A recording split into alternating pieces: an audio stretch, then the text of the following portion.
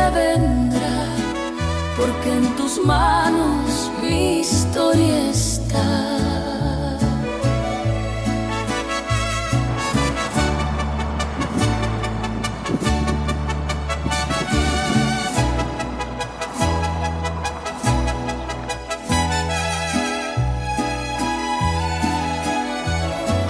Por lo que se fue, por lo que vendrá, porque en tus manos mi historia está.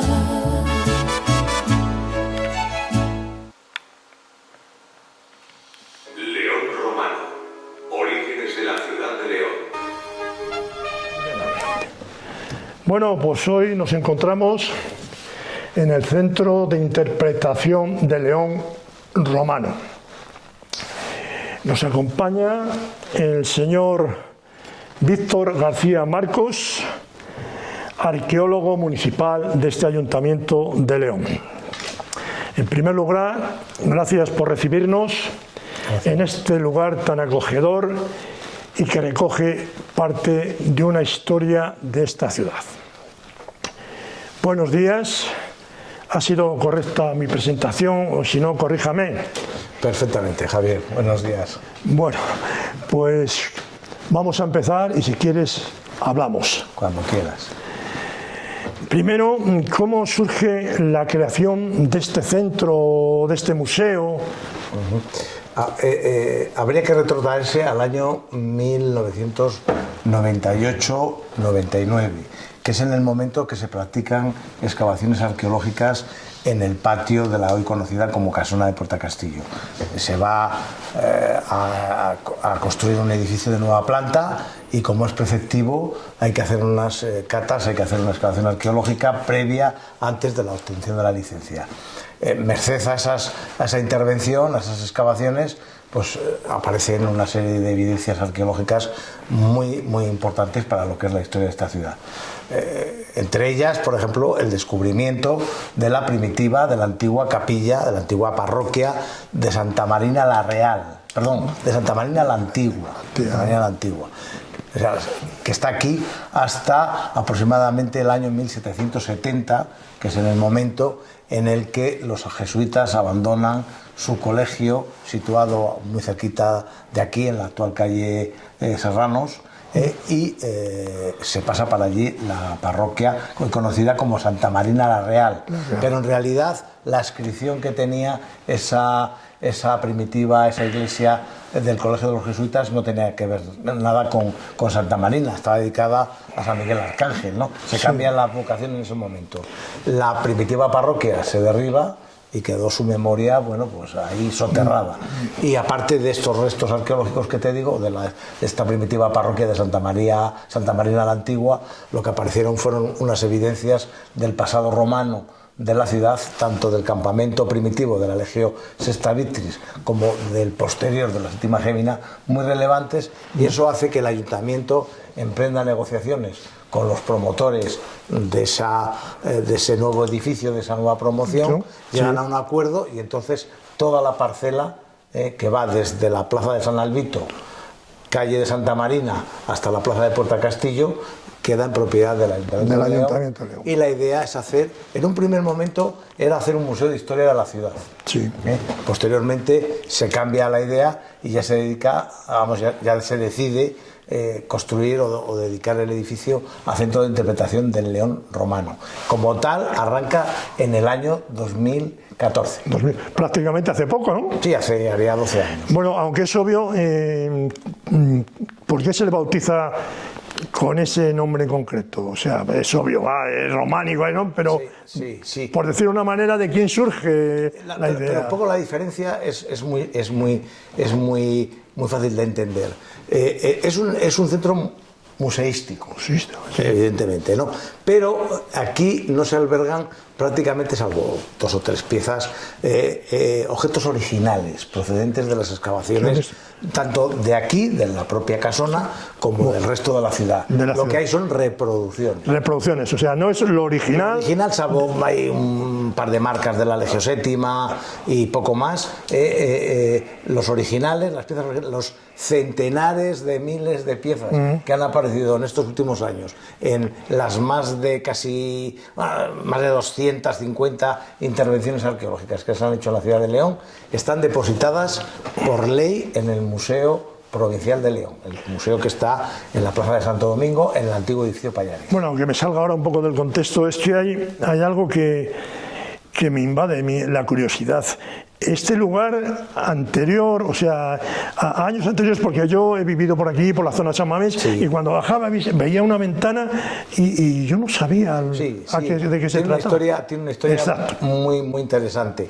Te he hablado un poco de lo que es la zona del patio, que estuvo ubicada la parroquia de Santa Marina de la Antigua, que estaba ubicada también al lado y dentro la propia necrópolis de la parroquia. Es decir, hay que saber que los cementerios municipales son relativamente recientes. Entonces, antes a los parroquianos, pues ¿dónde les enterraban? Pues en la iglesia de su parroquia, o sea, lógicamente, ¿no? Tanto en Palaz como San Pedro, como San Lorenzo, en fin, todas estas parroquias tan antiguas que tienen un origen medieval, pues han sido también el camposanto de muchísimos feligreses que habitaban en la... O sea, que ha sido cementerio. Sí, fue cementerio hasta que se marcha la parroquia, se traslada a la actual Santa Marina la Real, y entonces, bueno, ya se deja de inhumar, porque lógicamente se empieza a inhumar allí. Exacto. Entonces, bueno, pues como te decía Javier, aparte de los restos constructivos de la propia parroquia, de la propia iglesia, pues aparecieron numerosísimas inhumaciones de los habitantes de esta parroquia que al morir se iban a ser enterrados tanto dentro como alrededor de la... ¿Y no tuvo ninguna fase de orfanato o algo Sí, así? eso es lo que te iba a comentar. Vale. Entonces, en el patio estaban los restos, o sea, han localizado los restos de la primitiva de Santa Marina la Antigua, su necrópolis anexa, y después lo que es la casona, lo que nosotros entendemos como la casona, pues también tiene un transcurrir histórico muy interesante. Exacto. Porque aquí estuvo ubicado un orfanato, un hospicio, que era la obra pía de los niños expósitos, que dependía del Cabildo de la Catedral y que está funcionando aquí pues hasta prácticamente el año 1800, que es cuando se inaugura, cuando empieza a funcionar el gran hospicio que se construye próximo a el Jardín de San Francisco, donde está hoy el edificio de Correos, el parking que pertenece a la Diputación Provincial. Incluso avanzaba el edificio hacia la zona del parque, en donde está hoy ese pequeño jardín que hay del edificio de Correos, al que había que sumar también el conservatorio. En fin, era un edificio que tenía 5 patios. 5 patios. Interesantísimo. Y en la década de los años 60 del siglo pasado, que es una década nefasta para el patrimonio de esta ciudad, probablemente la peor que ha tenido, pues se decide demolerlo y bueno, pues por un lado se construye Correos, por otro lado se construye el conservatorio. Hay una zona que todos conocemos, importantísima, que queda en baldío como parking y que bueno, pues parece ser que se quiere retomar un poco una idea de hacer algo ahí. Pero entonces, lo que quiero decir es que cuando se inaugura ese gran hospicio construido por el obispo Cuadrillero, los niños que estaban hospedados aquí se van para allí. Entonces el edificio ya pierde su función como hospicio, y durante unos años de principios del siglo XIX, bueno, pues tiene un devenir así un poco que va y que viene, y acaba en manos de la familia de los Sierra Pambley. O sea, una familia... una gran familia burguesa de la ciudad de León, que poco tiempo más tarde ya su casa burguesa la ubican en la Plaza de la Catedral, que es la que todos conocemos. Y estos se emparentan con otra familia también importante, que son los Fernández Llamazares, y al final los últimos propietarios per se de este edificio son la familia Fernández Llamazares, y la última descendiente de esa familia, que es doña Catalina Fernández Llamazares, vivió aquí hasta edad relativamente avanzada, que ya se marchó, si no recuerdo mal, a Madrid, y bueno, esto queda en manos de administradores, etcétera. Y esta mujer, es interesante también saber que fue la la esposa de Víctor de los Ríos. De Víctor de los Ríos. Del imaginero que tanto, que tantos tronos, tanta obra tiene en la ciudad de León, sí. y que algunos de esos pasos, algunas de esas esculturas, algunas de esas tallas se hicieron en de la Semana Santa. La Semana Santa, Víctor de los Ríos es conocido por, de la Semana Santa, muy conocido por eso. Pues algunos de esos pasos y de esas tallas se montaron en este edificio. Pues nos vamos a meter un poco dentro del edificio romano. Sí. ¿Y con cuántas salas consta lo que es lo romano? El centro de interpretación del León. Esa. Porque sabemos que el edificio comparte su ubicación, comparte no espacios, pero sí, con algo del zonas, archivo. con el archivo histórico municipal. Que eso es aparte de lo que estamos tratando ahora aquí del romano. Exactamente, son dos entidades distintas, aunque estamos juntos y revueltos. Sí, pero bueno. Bueno, revueltos no, porque esto está muy ordenado, ¿eh? Es una broma, ¿no? Entonces, lo que es el centro de interpretación del León romano son 7 salas más el patio arqueológico. Ese patio que puede salir, que se pueden contemplar los restos, los cimientos. Sí, pero que se sale por la muralla, andas por la muralla. Eso es. Es un espacio ajardinado, un espacio, en fin, con césped y unos restos ahí que son los restos, son las cimentaciones de la iglesia de Santa Marina. Los restos romanos que aparecieron, teniendo en cuenta que tienen un carácter bastante arquitectónicamente, constructivamente hablando, un poco endebles, barajamos que dejarlos al aire en un clima más como el de León de momento no se podía hacer y les pusimos pues una protección de geotextil y de momento están tapados. Yo una cosa que por supuesto el acceso a este es gratuito, ¿no? Gratuito, sí. Vale. Yo quería que me explicases, por ejemplo, yo cuando he ido a pasear por la muralla, se ven ahí como, yo lo voy a decir vulgarmente, porque no soy ducho en la materia, como unas piedras ahí, que son termas o restos de... No, lo que te comentaba hace un momento, Javier. Vale, bien. Son los cimientos de la iglesia de Santa Marina. Los cimientos, lo que está ya ahí... Está abajo, entre el césped. Sí, que son como... De bolos, de cantos rodados. Sí, exacto. Esos son los cimientos de la primitiva, de la original iglesia de Santa Marina. Lo que pasa es que estamos hablando de cimientos, porque prácticamente está tan arrasada, se arrasó, o sea, se demolió de tal manera que prácticamente lo único que hay... Es que yo he observado y cuando ha ido gente y dice alguien, mira qué piedras hay ahí, por eso yo digo piedras, que son...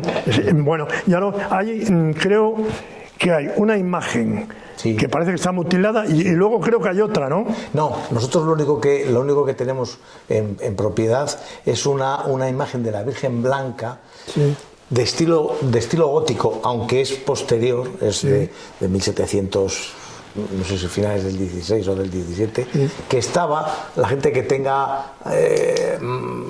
años como tú y yo y que tenga memoria. No me está haciendo mayor, ¿eh? Nosotros somos casi ya bienes arqueológicos. Pues hasta no hace muchos años yo la conocí. Estaba en un arco de ladrillo, bajo un arco de ladrillo que había en el adarve de la muralla. Y hay fotos, tenemos fotos y estaba ahí. En un momento determinado, pues desapareció.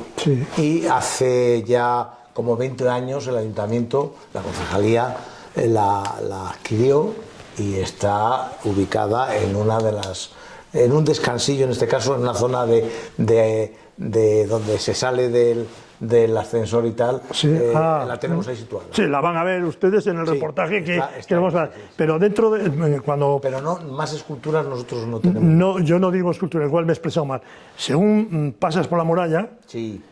a la derecha, al fondo, hay como un romano que... Ah, tú dices abajo, ya. Abajo, pero visto desde arriba. Sí, tú dices dos bustos. Dos bustos. Son modernos, son absolutamente contemporáneos. Los ha hecho el monitor de cantería del Centro de los Oficios Municipal, Pedro Primo, y uno representa a Galba, ser de Sulpicio Galba, que fue el fundador de la Legión Séptima Gémina, y otro representa a Trajano, al emperador Trajano, que durante un tiempo fue comandante en jefe, antes de ser emperador, fue comandante en jefe de la Legión. Pero bueno, los dos, insisto, Javier, son obras de hace... Primero se hizo el de Galba y después el de Trajano. Primero el de Trajano y después el de Galba, y el de Trajano tendrá unos 15 años y el de Galba unos 10 aproximadamente. O sea, pero son totalmente actuales. No. Y luego tenemos una sala en la que hay las maquetas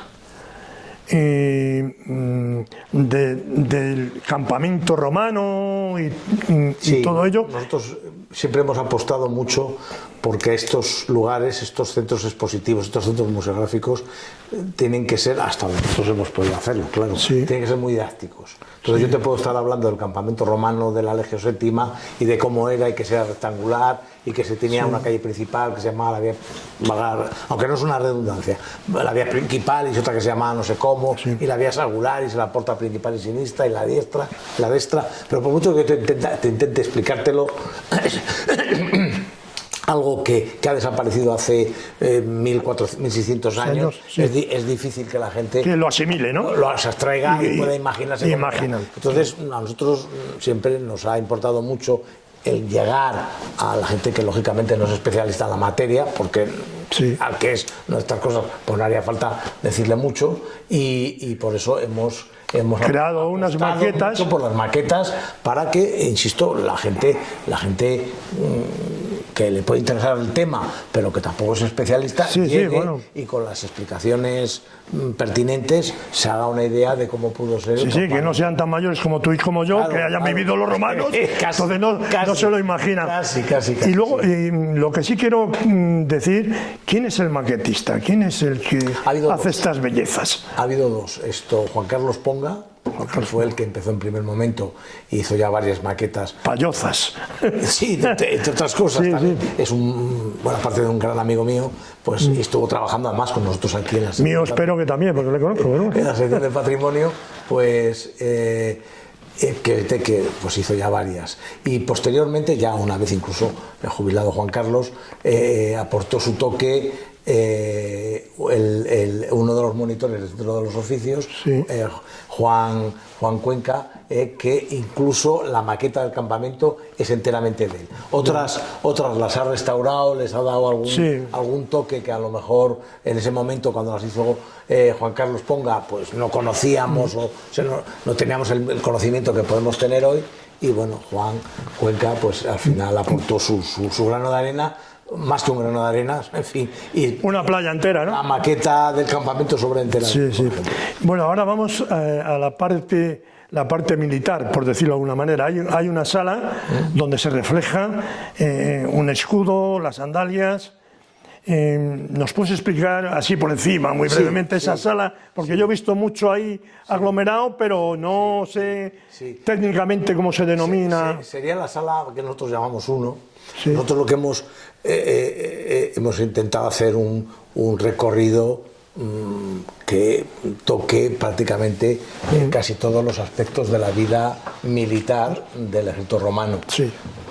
Entre ellos, claro, lógicamente, el equipamiento, cómo vivían, etcétera, y después, claro, dónde vivían y cómo eran los campamentos, ¿no? Entonces, esa sala, que es la sala 1, es donde nosotros recogemos una especie de panoplia, donde representamos o donde hemos expuesto, son copias todos, son reproducciones, los principales elementos del armamento ofensivo y defensivo, del soldado romano. Sí. Lo que pasa que, cuidado, teniendo en cuenta que el espacio del que nosotros disponíamos es reducido, nos hemos tenido que centrar en el equipamiento del soldado, el soldado romano, mejor del legionario, romano de entre el siglo I y el siglo III, después de Cristo, que es la época que nosotros conocemos mejor y que, bueno, es la época, vamos a decir, de máxima ocupación del campamento por parte de la Legión Séptima.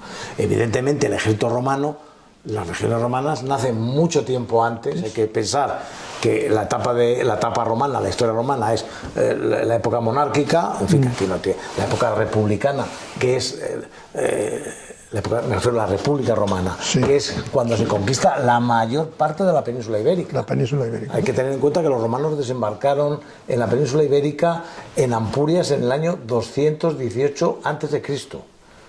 Y las guerras contra cántabros y astures, que es cuando se finaliza la conquista, terminan en el 19 a.C. O sea que prácticamente se han desarrollado a lo largo de 200 años con sucesivas etapas y fases. No hay que pensar que todo el día estuvieran guerreando, pero hay que tener en cuenta que una parte importantísima de la historia de Roma y que por lo tanto de la historia del ejército romano es la de la época republicana, el ejército republicano.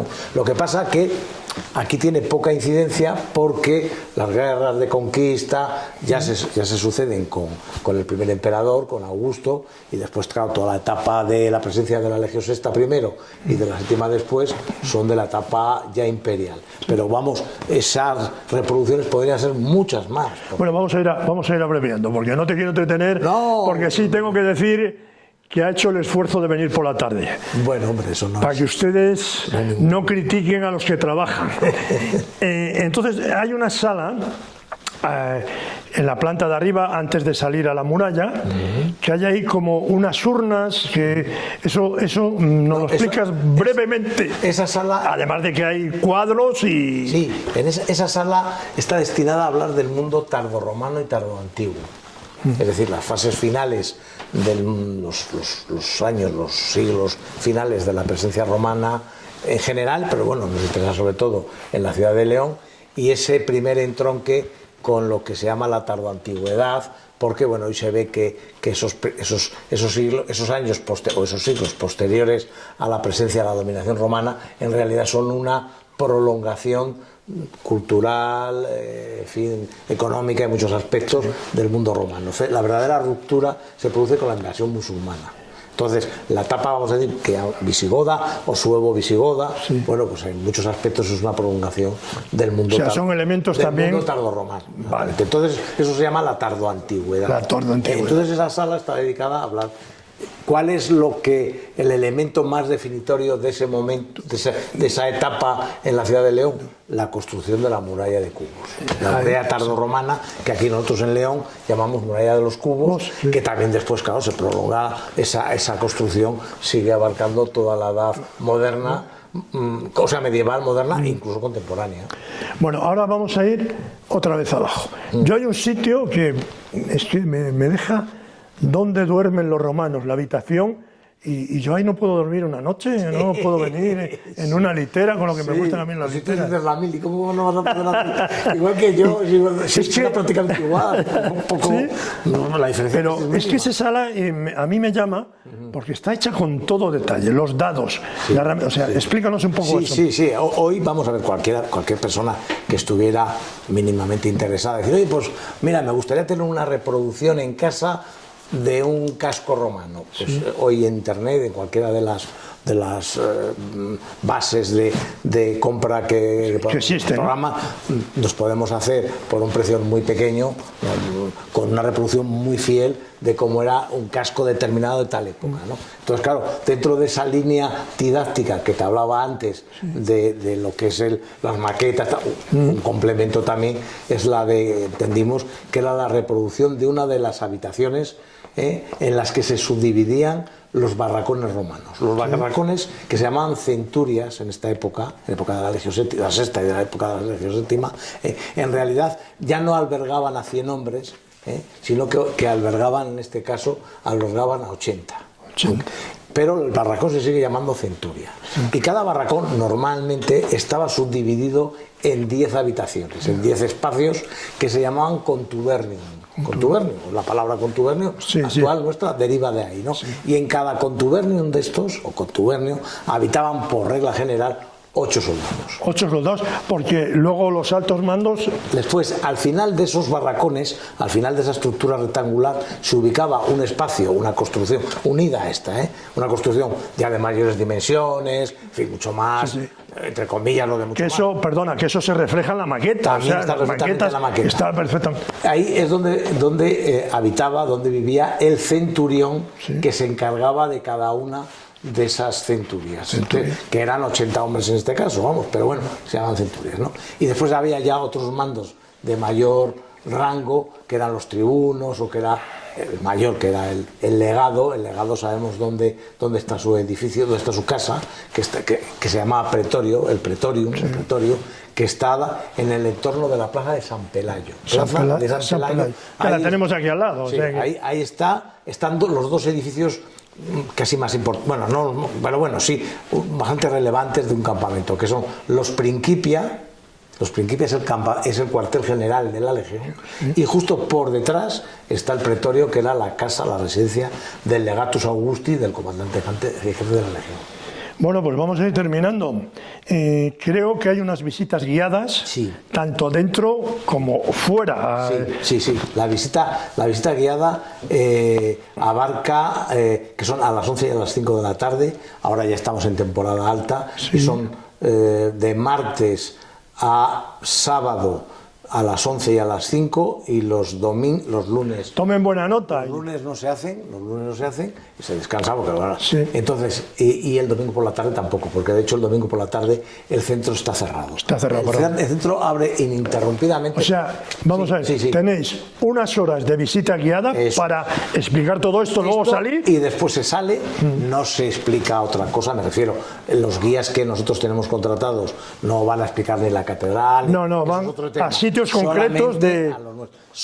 Van a visitar las 2 criptas arqueológicas que hay en la calle Cascalerías, donde se albergan restos del anfiteatro castense, el anfiteatro militar, y después les acerca a la cripta arqueológica de Puerta Obispo, donde se conservan los restos de una de las puertas del campamento, la puerta principal y sinistra, y de algo de las termas que había en esa zona, y ahí ya también pueden entrar, y hay ya una persona allí que les recibe. Exacto, bueno, yo no es necesario. Antes de que se me olvide, las visitas, Javier, las visitas son gratuitas también. Exacto, es lo que te quiero decir. Que hay que venir aquí, y vamos a decir un poquito antes, porque no se reserva, me refiero... Sí, para reunir a la gente, a las 11 los que haya salimos. Eso, no es que yo llame a las 10 de la mañana. Sí. Otra cosa es que a veces sí que hay grupos escolares. Bueno, eso es aparte, ¿no? Eso sí que tienen que contactar con la empresa que nosotros tenemos contratada para que, les dé... Porque tiene que ser además en época escolar o cuando están de vacaciones, pero concretar la fecha. Lo que sí les digo es que la guía, porque yo lo he hecho, se merece una propinilla al final, tenganlo en cuenta. Lo digo yo. El servicio es gratuito, vamos. Sí, pero bueno... La empresa que lo lleve, que lo ejecuta, evidentemente, tiene su contrato. Exacto, pero la guía es la guía. Sí, es una buena profesional. Ahí está. Sí. Y ahora vamos a la sala de proyecciones. Sí. Esos actores, esa gente, yo lo he visto, es increíble. ¿Nos puedes explicar cómo nace esa idea y cómo se difunde así, brevemente? Sí. Todo parte siempre, Javier, de la misma base, que es la de intentar ser lo más didácticos posible. Y dar a conocer la historia. Para que la gente sepa de qué estamos hablando, ¿no? Exacto. Entonces nosotros en un momento determinado contactamos y contratamos los servicios de una empresa de producción de audiovisuales, que fue la que, evidentemente, el guión lo preparamos entre ellos y nosotros. Ellos nos dieron unas pautas, nosotros les corregimos, en fin, aquellas cosas que creíamos que podían mejorarse, y bueno, esta empresa fue la que se dedicó ya en contratar a actores, son actores profesionales. Evidentemente, pues hombre, se tiene que aprender un poco su papel, sus diálogos, e incluso les dimos pistas a esta empresa que te digo, pues de posibles ubicaciones para poder hacer la grabación. Me refiero a lugares donde hay reproducciones de ambientes de época romana, para que quedara la filmación quedara lo más cercana a la realidad posible, ¿no? Y bueno, pues como te decía, dentro de esa línea de didáctica que nosotros nos ha marcado siempre, pues pensamos que la idea era buena. ¿Y hay unas horas de proyección? ¿O es llegar y en el momento que viene el grupo lo ponéis y para todo el grupo? No hay exactamente. Hombre, lo que pasa es que los bedeles, que son los que la encienden y la pagan, pues tienen un poco la directriz de que si no hay gente, si no hay... ¿para qué va a estar encendida? No van a tener encendida, pues en fin, ahí gastando electricidad, gastando energía a los bobos. Para que vean, para que luego digan que se derrochan. No, en aquel momento quitamos el plomo y fuera si no hay gente. Aquí no es necesario hacer eso, así que por eso. Pues no sé qué más puedo... Lo único que yo, aunque ya no tenga nada que ver con esto, en principio sí que simplemente apuntaría que hay otro centro museístico que también depende de la sección de patrimonio, su gestión de la sección de patrimonio de la Concejalía de Acción y Promoción Cultural, que es el Palacio de los Condes de Luna. De los Condes de Luna, o del Conde de... ¿Cuándo nos vas a llevar allí? Cuando queráis. Vale. Insisto en esto porque la gente aquí en León, coloquialmente, tendemos a llamarle Palacio del Conde Luna. Y no es Palacio del Conde de Luna, es Palacio del Conde de Luna. De Luna. El conde era de Luna. Palacio Conde Luna. O de los condes de Luna, Los condes si de queremos, Luna. o sea, no es conde Luna, es de los condes de Luna, ¿no? Y también depende de nosotros. Anótenlo. Y también hay visitas, o sea, allí no se sale fuera, lógicamente, Sí, pero también hay visita guiada por el visitas. recinto. Creo que hay una torre que tiene unas vistas allí. Sí, lo se que ve pasa, la catedral muy bien. Lo que pasa es que la torre renacentista, que es una Sí. auténtica belleza, bueno, tiene una historia muy peculiar ese palacio, se puede ver, o sea, se puede ver exclusivamente la parte de abajo, Sí. porque la primera planta y la segunda es donde tiene su sede la Universidad de Washington. Entonces el acceso a esos espacios está restringido. Sí. Yo te quería preguntar, nunca me gusta cuando hago, no una entrevista, un coloquio, una charla entre amigos, hablar de dinero ni nada, entonces eso lo voy a dejar, pero más o menos aproximadamente, ¿cuántas personas suelen visitar este centro? Aproximado, vamos. Sí, sí. Tú me dices una época, pues en este año, en el otro, Hombre, lo aproximado, ¿eh? Desde el año 2014, además eso lo tenemos bien estudiado, porque además se reflejan siempre. Sí, lo anotáis ahí y todo. Exactamente. Fuimos subiendo paulatinamente y llegamos a tener. El año que más tuvimos fue justo el de anterior, si no recuerdo mal, anterior a la pandemia, Sí. que anduvimos en torno a los 40.000. Vamos a poner en torno a Una aproximación, sí, no vamos. Hablo del centro de interpretación del León Romano. Sí, de aquí estamos hablando. Claro, el tema de la pandemia, que sabemos que eso fue un frenazo para muchas Sí, cosas. sí. Claro, no ya el tiempo que estuvo cerrado todo, sino después el ir otra vez. La rehabilitación, ganando digamos, ¿no? otra vez de fuerza, Sí. nos ha ido costando, pero el año pasado. Entre el centro, la visita aquí más las visitas guiadas y las visitas que se han hecho a la cripta arqueológica de Puerto Obispo, que tú ahí puedes entrar sin necesidad de venir aquí. De venir ahí, No sí, hace sí. falta. Es ese cristal que hay ahí en la catedral. Sí, exactamente. Tenemos cerca de 50.000. 50.000. Cerca, vamos, sí, por ahí. Un año normalito. Sí, bueno, porque si claro. es un año jacobeo, Pues supongo que ahí las cifras ahí subirán, ¿no? van a subir, sí. No, la verdad es que no nos podemos quejar en absoluto. Bueno, pues Victorino, gracias. La próxima será en el Palacio del Conde Del Conde de Luna. de Luna. Y lo que sí te quiero decir que tendré que hablar con un señor que se llama César, porque quiero hablar de la Semana Santa Leonesa. Pero eso ya te lo dejo a ti. Y es amiguete o familia, más bien, hay que decirlo todo, y es un gran ducho como este señor en arqueología en lo que es la Semana Santa Leonesa. Pues nada, gracias, te he hecho venir por la tarde. Con amigos como tú es mejor que no me llames para trabajar. ¿Vale? Gracias al cámara y cuando queráis, nada, vamos a ver. encantado.